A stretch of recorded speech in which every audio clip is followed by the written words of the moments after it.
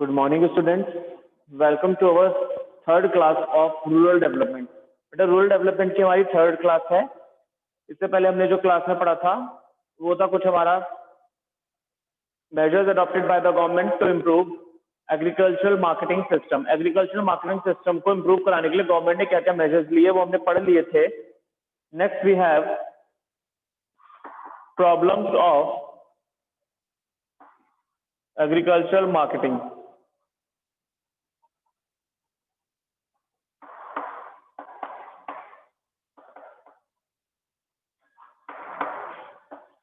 Problems of agriculture marketing. Agriculture marketing की क्या क्या प्रॉब्लम्स हैं. First is predominance of private traders. Private traders का प्रीडोमिनेंस में प्राइवेट ट्रेडर्स का जो कंट्रोल है वो ज्यादा है. डिस्ट्रेस सेल, फार्मर्स को डिस्ट्रेस सेल करनी पड़ती है इमीडिएट हार्वेस्टिंग के बाद. Lack of transport facilities. Transport facilities की problem. Lack of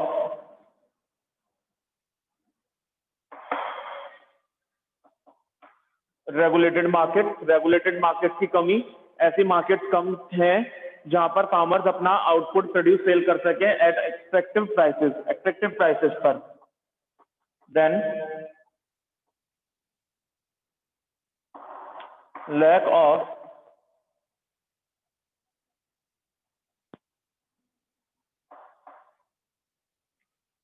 infrastructural facilities. Infrastructure facilities की कमी होने की वजह से इंफ्रास्ट्रक्चर अवेलेबल ना होना, प्रॉपर कम्युनिकेशंस ना हो पाना. And long chain of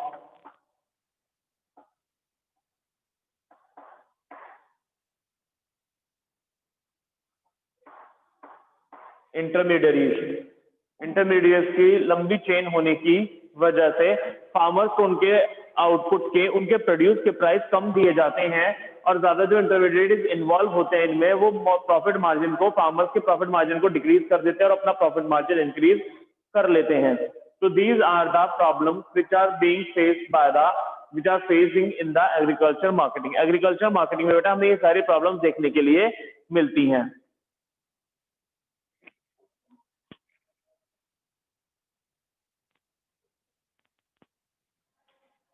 The next is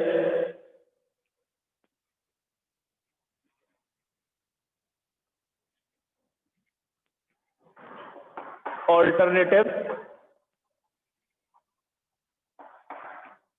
marketing channels.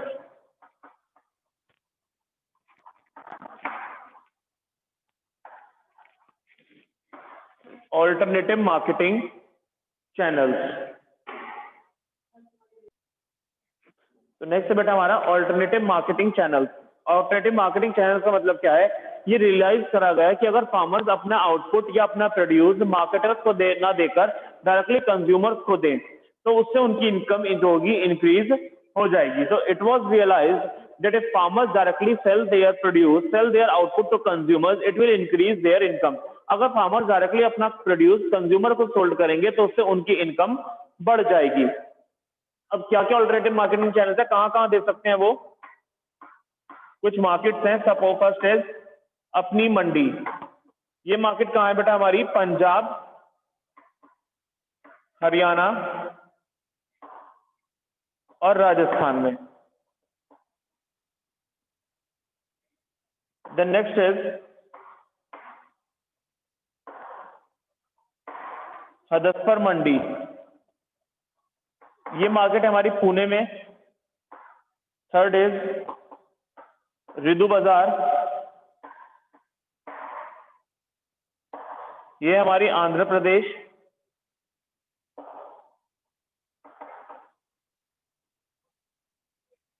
And fourth is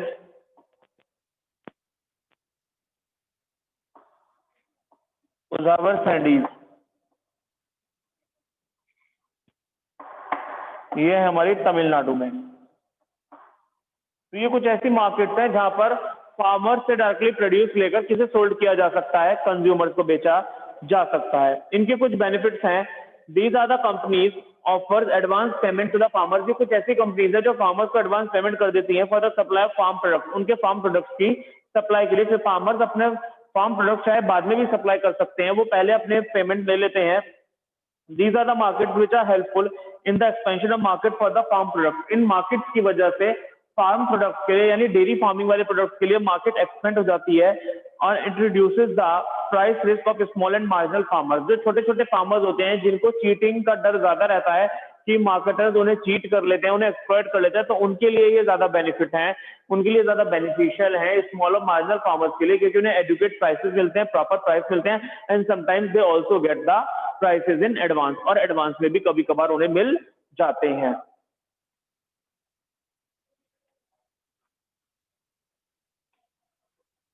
then next topic है बेटा हमारे पास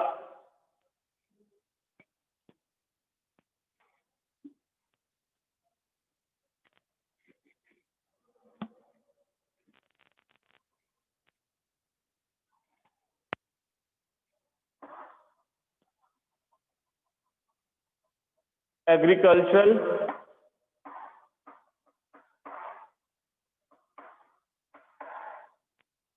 diversification. Next is agricultural diversification. What is agricultural diversification? Agricultural diversification का मतलब होता है बेटा reallocation of some of the farm's productive resources into new activities or crops to reduce market risk. Reallocation मतलब reallocate करना farm productive resources का अलग अलग एक्टिविटीज में, जो एग्जिस्टिंग एक्टिविटीज हैं उनके अलावा कुछ अदर एक्टिविटीज में फार्मिंग रिसोर्सेज को इन्वॉल्व करना, जिससे मार्केटिंग रिस्क क्या हो सके, कम हो सके। That is known as agricultural diversification. तो अगर देखें हम एग्रीकल्चरल डाइवर्सिफिकेशन क्या होता है, तो it refers to the reallocation of some of the farm productive resources into new activities और crops to reduce market risk. नई एक्टिविटीज में या नई क्रॉप की प्रोडक्शन में फार्मिंग रिसोर्सेज को एंगेज करना, उन्हें रिएलोकेट करना, जिससे मार्केट का रिस्क कम हो जाए। एग्रीकल्चर डाइवर्सिफिकेशन दो तरह से हो सकता है। First is diversification of crop production, crop production की diversification, and second is diversification of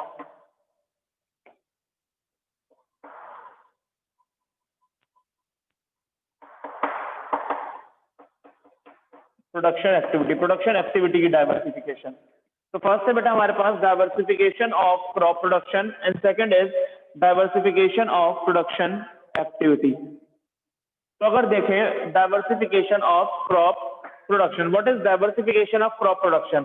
crop प्रोडक्शन का डाइवर्सिफाई होना मतलब अलग अलग तरह की क्रॉप प्रोड्यूस करना। तो diversification of crop production means production of different varieties of crops, production of diverse variety of crop, अलग अलग वैरायटीज की क्रॉप्स को ग्रो करना। तो diversification of crop production means production of diverse variety of crops rather than a single crop. एक single crop पर depend ना होकर, एक सिंगल क्रॉप की प्रोडक्शन ना कर हमें अलग अलग तरह की क्रॉप्स की प्रोडक्शन करनी चाहिए। इसका मतलब ये होता है सब्सिस्टेंस फार्मिंग। अगर हम एक तरह की क्रॉप पर प्रोडक्शन कर रहे हैं, अगर हम एक ही तरह की क्रॉप की प्रोडक्शन कर रहे हैं, इसका मतलब हम सब्सिस्टेंस फार्मिंग कर रहे हैं। सब्सिस्टेंस फार्मिंग का मतलब है हम एग्रीकल्चर को, हम फार्मिंग को सिर्फ अपने रोजी रोटी के लिए यूज कर रहे हैं, मतलब हम उसका कमर्शलाइजेशन का पर्पस यूज नहीं कर रहे हैं। हम सिर्फ एग्रीकल्चर इतना करना चाहते हैं या फार्मिंग इतनी करनी चाहते हैं जिससे हमारा डेली बेसिस का वर्कआउट चलता रहे, जिससे हम नॉर्मल लाइफ जी सके। उसे बाहर एग्रीकल्चर को कमर्शियल पर्पस के लिए यूज नहीं कर रहे हैं। तो it refers to choice of cropping pattern can be done on the basis of demand of the crop and hence according to the price structure. हम कौन सी क्रॉप को डाइवर्सिफाई करें, मतलब कौन सी क्रॉप की प्रोडक्शन ज्यादा करें या किस क्रॉप की तरफ एंगेज हो जाएं, तो ये डिपेंड करता है upon the demand of the crop. कौन सी क्रॉप की ज्यादा डिमांड है, किस क्रॉप की ज्यादा डिमांड है, किसकी खेती हमें करनी चाहिए, तो हम उसकी खेती करेंगे और उसके प्राइसेस को साथ में लेकर चलेंगे। जिसकी वजह से मार्केट रिस्क क्या हो जाएगा, मिनिमाइज हो जाएगा, कम हो जाएगा risk occurring due to failure of monsoon, monsoon से होने वाले रिस्क। क्योंकि अगर हम एक ही तरह की क्रॉप पर डिपेंड है तो एक तरह की क्रॉप का तो एक ही सीजन होगा, कोई भी क्रॉप 12 महीने तो नहीं होती है। तो एक तरह की क्रॉप अगर हम कर रहे हैं, सिंगल क्रॉपिंग अगर हम कर रहे हैं तो कुछ ही टाइम के लिए हम उससे अर्न कर सकते हैं। But if we are engage in diverse variety of crop, if we are engage in diverse crop production, अलग अलग तरह की क्रॉप की प्रोडक्शन हम करते हैं, तो कभी कोई क्रॉप ग्रो करेंगे, कभी दूसरी क्रॉप ग्रो करेंगे और कभी तीसरी क्रॉप ग्रो करेंगे, जिससे हमारा एक साइकिल इनकम का चलता रहेगा और मार्केट रिस्क कम हो जाएगा। देन नेक्स्ट है बेटा diversification of production activity. Diversification production activity का मतलब क्या है, क्रॉप फार्मिंग से हमें अदर प्रोडक्टिव एक्टिविटीज की तरफ जाना। एक्टिविटी, प्रोडक्शन एक्टिविटी को ही डाइवर्स कर देना, प्रोडक्शन एक्टिविटी को ही चेंज कर देना। दोनों बातों में डिफरेंस है। यहाँ है diversification of crop production, crop production मतलब क्रॉप की प्रोडक्शन अलग अलग होनी चाहिए, अलग अलग वैरायटी की क्रॉप ग्रो होनी चाहिए। And then diversification of production activity, production activity ही अलग अलग तरह की होनी चाहिए। मीन्स हम सिंपल क्रॉप फार्मिंग पर डिपेंड न रह के अदर प्रोडक्शन एक्टिविटी पर भी डिपेंड हो सकते हैं, या हम अदर प्रोडक्टिव एक्टिविटीज की तरफ भी जा सकते हैं, जिससे हमारी इनकम जो है बढ़ जाएगी और स्टेबलाइज भी रहेगी। क्योंकि फार्मिंग यानी क्रॉप प्रोडक्शन से होने वाली इनकम कभी भी स्टेबलाइज एक जैसी नहीं होती है, वो चेंज होती रहती है, वो नेचुरल सक्सेस पर डिपेंड करती है। तो ये था बेटा हमारे first challenge, the lingering challenges. यहाँ पर हमारे लिंगरिंग चैलेंजेस खत्म हो जाते हैं। हमने दो तरह के लिंगरिंग चैलेंजेस पढ़ लिए हैं, the challenge of rural credit और the challenge of agricultural marketing, agricultural marketing के चैनल। नेक्स्ट बेटा हमारे पास है the emerging challenges.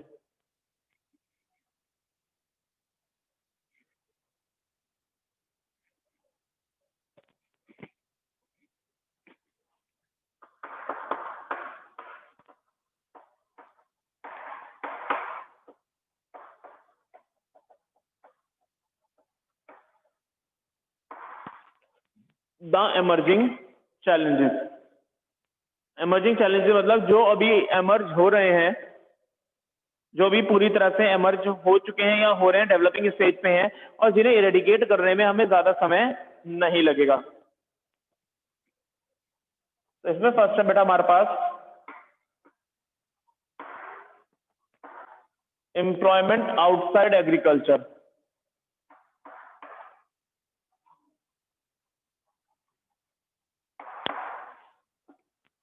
Employment outside agriculture, अभी तक हमने देखा था मेन कि agriculture was the main source of occupation and most of the families, most of the peoples are dependent only on agriculture. ज्यादातर हम एग्रीकल्चर पर डिपेंड थे, but employment outside agriculture was also there. Means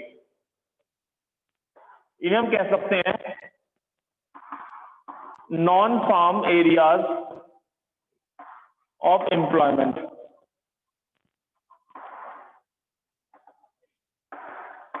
non farm areas of employment, agriculture के अलावा भी employment opportunities होती हैं।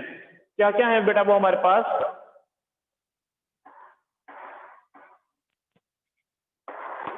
First is animal husbandry, second is fisheries, third is horticulture, and fourth is cottage and household industry.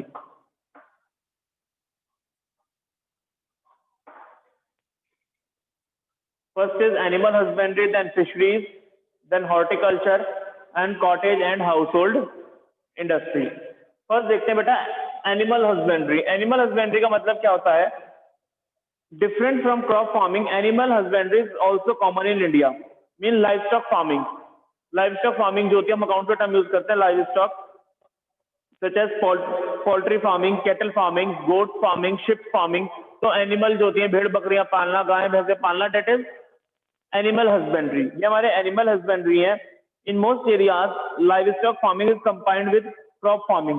बहुत सारे areas ऐसे भी होते हैं बेटा जहां पर लाइव स्टॉक फार्मिंग हमारी क्रॉप फार्मिंग के साथ साथ चलती है।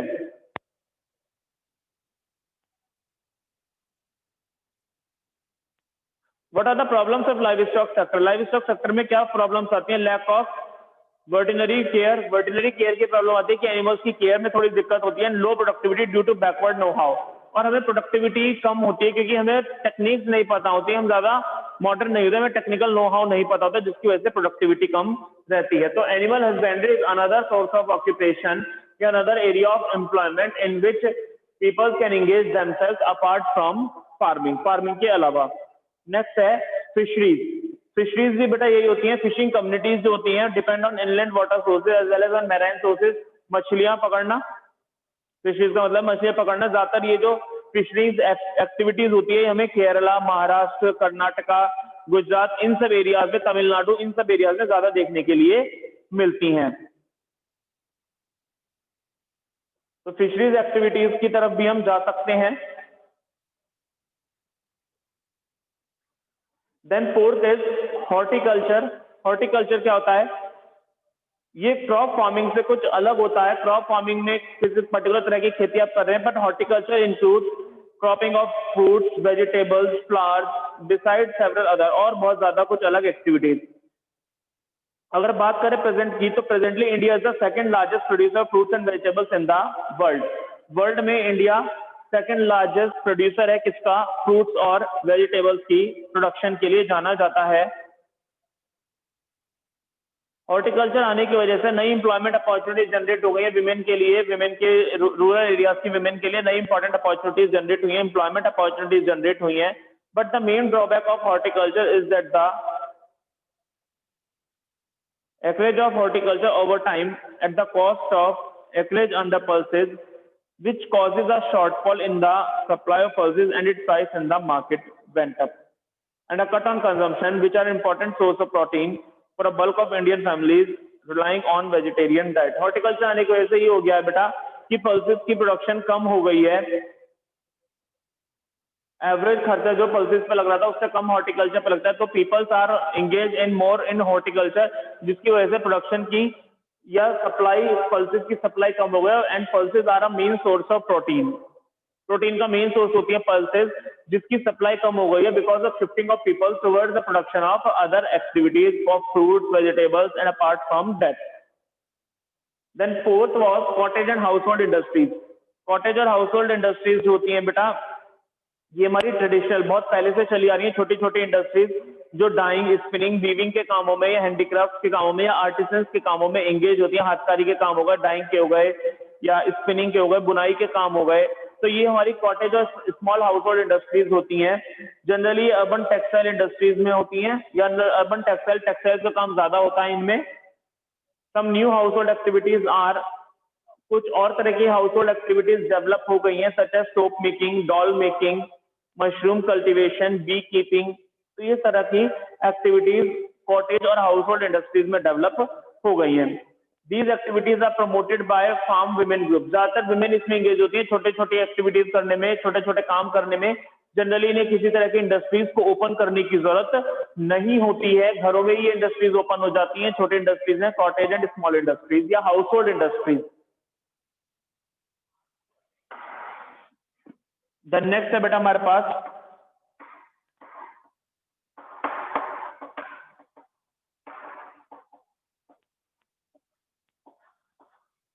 Organic farming. ऑर्गेनिक फार्मिंग हमने सबने पढ़ा है। Organic farming is the type of farming in which organic inputs are use. Farming in which organic inputs are use. Organic farming इस तरह की फार्मिंग होती है जिसमें ऑर्गेनिक इनपुट्स यूज होते हैं। It discards the use of chemical fertilisers, pesticides, insecticides. Organic farming के अंदर केमिकल का यूज नहीं होता है। ऑर्गेनिक फार्मिंग एक ऐसा सिस्टम है फार्मिंग का जो जनरली फोकस करती है सॉइल हेल्थ को मेंटेन करने में rather than plant health. Plant health पर वो इतना फोकस नहीं करती, प्लांट की हेल्थ अच्छी होनी चाहिए, वो मेंटेन करके रखती है सॉइल की हेल्थ। क्यों? जब सॉइल की हेल्थ अच्छी होगी तो ऑटोमेटिकली प्लांट अपने आप हमारा अच्छा होगा। So that the farming becomes a long period sustainable process, जिसकी वजह से फार्मिंग हम लंबे समय तक करते रहते हैं।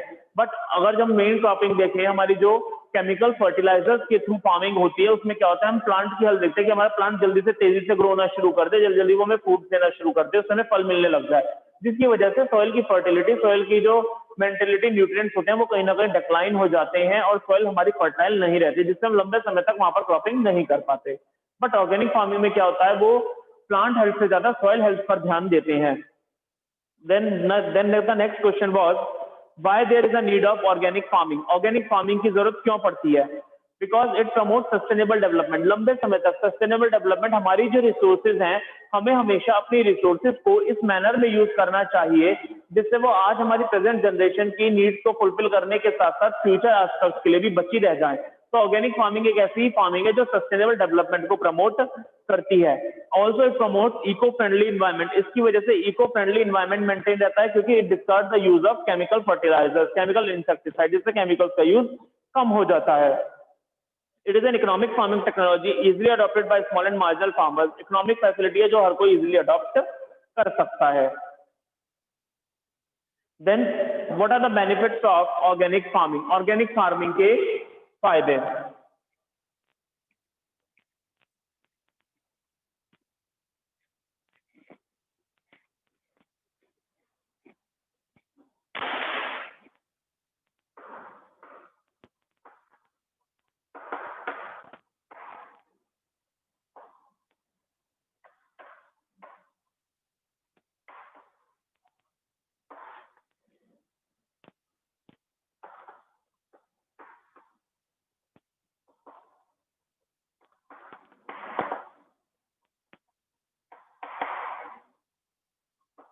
Organic farming promotes healthy and tastier food.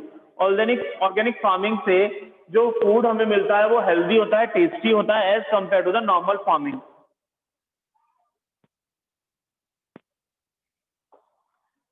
Generate income. Organic farming से इनकम ज्यादा जनरेट हो जाती है। क्यों? बिकॉज जब ऑर्गेनिक प्रोडक्ट्स होते हैं तो वो बाहर के कंट्रीज में भी जाते हैं जिसकी वजह से मल्टीपल इनकम जनरेट होती हैं।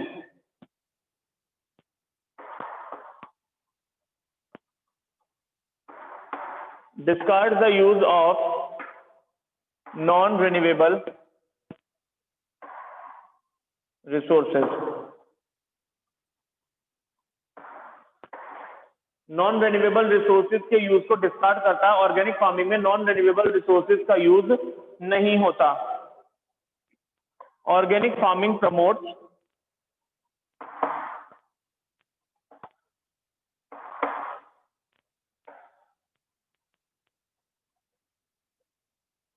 Sustainable development. सस्टेनेबल डेवलपमेंट को प्रमोट करता है, लंबे समय तक फार्मिंग चलती है।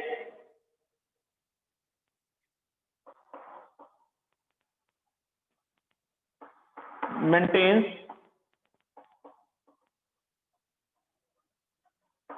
Soil fertility. सॉइल की फर्टिलिटी मेंटेन कराने में हेल्प करता है।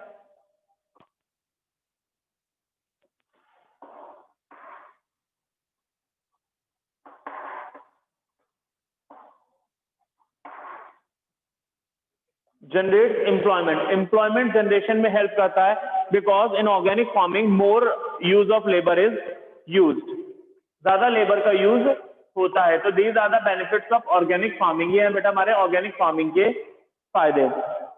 जहां हम बेनिफिट्स की बात करते हैं तो वहां पे कुछ चैलेंजेस भी आते हैं। तो next we have the challenges before organic farming. Organic farming से पहले क्या क्या चैलेंजेस आते हैं, जो ऑर्गेनिक फार्मिंग को प्रमोट करने में क्या चैलेंजेस आते हैं। तो first was it needs popularisation और रिक्वायर्स अवेयरनेस। अभी ऑर्गेनिक फार्मिंग की इतनी अवेयरनेस नहीं है। हम लोग जल्दी फूड चाहते हैं, जल्दी ग्रोइंग चाहते हैं प्लांट्स की, तो केमिकल्स का यूज ज्यादा करते हैं। ऑर्गेनिक फार्मिंग अभी इतना पॉपुलर नहीं है। Inadequate infrastructure and marketing. Organic farming की प्रोडक्शन के लिए हमारे पास ना तो प्रॉपर इंफ्रास्ट्रक्चर अवेलेबल है और ना ही प्रॉपर मार्केटिंग सिस्टम उस तरह का अवेलेबल है। Less output less yield. अभी आउटपुट भी कम है क्योंकि ऑर्गेनिक इनपुट की ग्रोथ में टाइम लगता है, ऑर्गेनिक फूड की ग्रोथ में टाइम लगता है क्योंकि यहाँ पर केमिकल्स यूज नहीं होते हैं। Limited choice in production. अभी लिमिटेड ही चॉइस है, हम ज्यादा सब तरह की प्रोडक्शन नहीं कर सकते ऑर्गेनिक फार्मिंग से, सब तरह की क्रॉप ग्रो नहीं हो सकती। शॉर्टल शेल्फ लाइफ। जो इन क्रॉप्स की जो लाइफ होती है, प्लांट्स की या फ्रूट्स की जो लाइफ होगी, फूड की जो ऑर्गेनिक फार्मिंग से हमें फूड अवेलेबल होंगे, उनकी लाइफ जो होती है बेटा वो भी शॉर्ट होती है, कम होती है क्योंकि उनमें केमिकल्स लगे हुए नहीं होते। जब केमिकल्स लगे होते हैं तो वो लंबे समय तक चलती है, बट अगर हमारी प्रॉपर प्योर चीज है तो वो उसकी लाइफ जो होती है थोड़ी सी कम हो जाती है क्योंकि वो केमिकल पेस्टिसाइड्स वगैरह नहीं होते हैं, उसमें केमिकल्स प्रिजर्वेटिव्स नहीं लगे हुए होते हैं जो उन्हें सड़ने से, बेकार होने से बचाते हैं। तो that was the concept of organic farming. इसी कॉन्सेप्ट के साथ बेटा यहाँ पर हमारा चैप्टर कंप्लीट हो जाता है रूरल डेवलपमेंट का। होप सबको क्लियर होगा।